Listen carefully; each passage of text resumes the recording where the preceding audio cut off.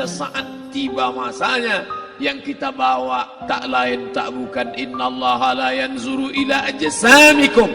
Allah tak menengok badan, fisik, bentuk tubuh, baju. Ini sampulnya saja. Wala ila suwarikum. Allah tak menengok rupa, wajah. Walakin yanzuru ila qulub. Hati kamu yang bersih itulah yang kau bawa menghadap Allah Subhanahu wa taala.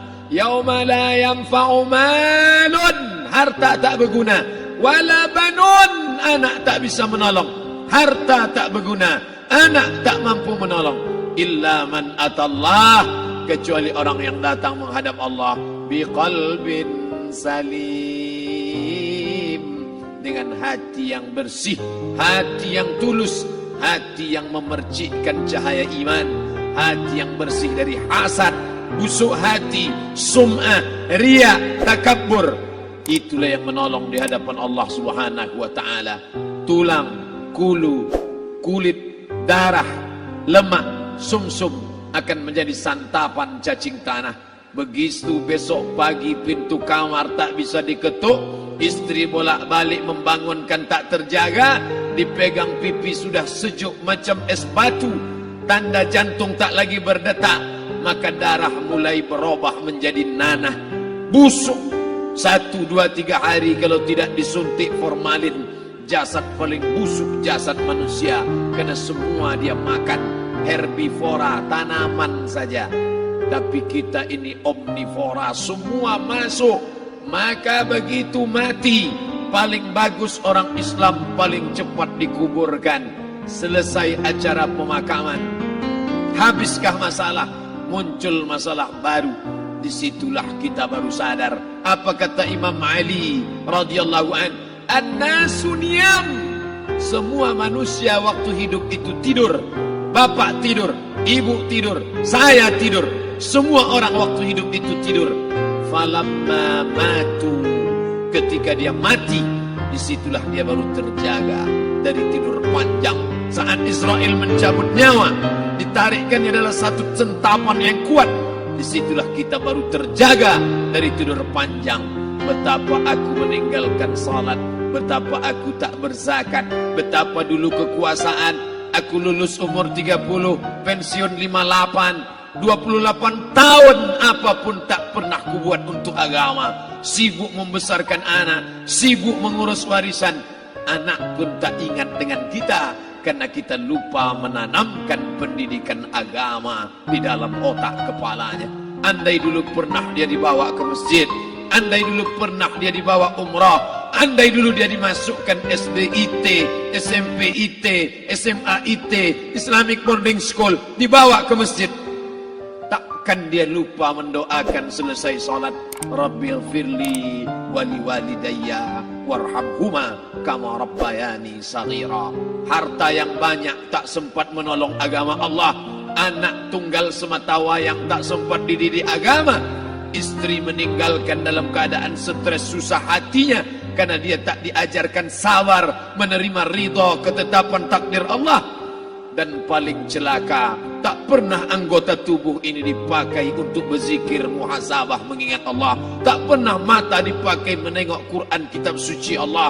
Tak pernah dipakai hati merenung sejenak, apa yang akan kubawa mati menghadap Allah Subhanahu wa ta'ala. Malam ini saya tak minta diajak ceramah tentang hukum zakat, hukum puasa. Saya tidak diajak tanya jawab apa hukum unjuk rasa besok tanggal 4. Yang ditanya adalah bagaimana kita merenung sejenak. Abdul Somad, engkau berhadapan dengan para pegawai Badan Pertanahan Nasional Provinsi Riau, berkumpul 12 kabupaten kota. Ini orang-orang ngurus tanah, dari dalam tanah naik ke atas tanah, ngurus tanah, ngurus tanah, ngurus tanah, masuk ke dalam tanah. Abdul Somad dari dalam tanah naik ke atas tanah, ceramah, ceramah, ceramah, ceramah, ceramah, masuk balik ke dalam tanah. Yang kau bawa apa? Baju koko tinggal, peci tinggal, pakaian kehormatan tinggal. Yang tentara belum pernah saya diundang. Ustadz besok datang takziah, bapak anu tentara meninggal, tahu kain kafannya loreng. Tak ada. yang kau bawa kain tidak berjahit, disobek, kerak, itu yang akan menyampul kulitmu yang selama ini kau dimandikan, dibersihkan oleh ibumu dulu 60 tahun yang lalu, sampai masanya kau lupa kapan kau dimandikan dulu. Sekarang ruh melihat, disebut dia ruh karena dia raha ya ruhu ruh, seperti aroma semerbak yang datang pergi hinggap. Ruh sampai masanya dia datang masuk ke dalam jasad, ruh sampai masanya dia pergi meninggalkan jasad. Malam ini dimuliakan Al-Mukarram Haji Abdul Somad LCMA. Kenapa Abdul Somad ini dimuliakan? Karena ruh hinggap sejenak sebentar, sampai masanya besok pagi dia ruh keluar dari dalam tubuh ini. Anak yang katanya ayahku sayang, istri katanya kaulah abang, sampai masanya mereka tak lagi mau mendekat. Rumah itu saya yang buat, saya yang mengukurnya.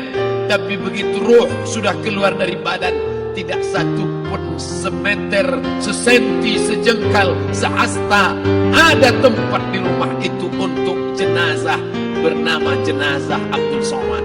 Dulu orang bertanya, rumah Ustadz Somad di mana? Hari ini orang tidak lagi bertanya, tak lagi menyebut nama. Orang sudah mengatakan kuburnya mana. Dulu kalau dia masuk masjid, didatangi orang, disalami orang, mahasiswa, anak-anak, remaja mencium tangannya sebagai tanda hormat. Tapi begitu diletakkan keranda, kita akan sholat jenazah nanti selepas sholat zuhur. Apa kata orang? Letakkan di tepi sana, letakkan di tepi sana. Tak satu pun mau mendekat, letakkan dia di sana. Bahkan sebagian mengatakan jangan dalam masjid, letakkan dia di luar. Dia tidak disebut engkau yang mulia, tidak digunakan kata ganti orang langsung. Letakkan dia di sana. Bahkan sebagian tak lagi, padahal tempat paling mulia sebelah kanan, orang tak lagi mau di kanan, mulai dia menjauh ke kiri. Kenapa kau ke sana? Takut aku mimpi hantu nanti malam. Mana kawan, sahabat, andai tolan, anak menantu, teman sekantor, semuanya pergi meninggalkan. Yang tetap dibawa, kalau pernah kaki melangkah salat berjamaah di masjid, kalau pernah tangan mengusap kepala anak yatim, kalau pernah tangan mengucap subhanallah.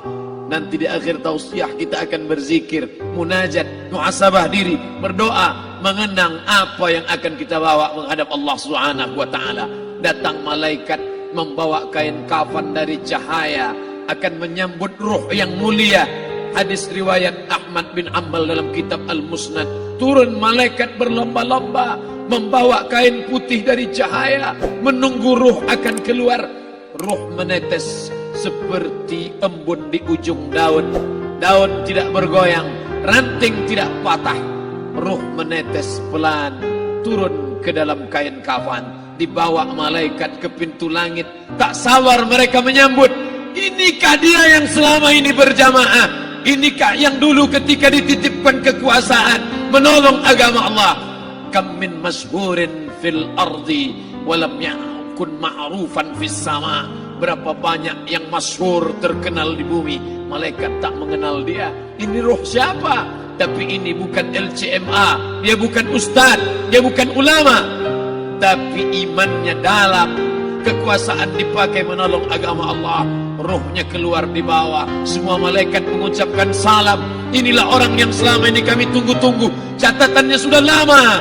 Setiap pagi petang, malaikat subuh membawa catatan namanya, malaikat malam membawa catatan namanya. Kami merindukannya.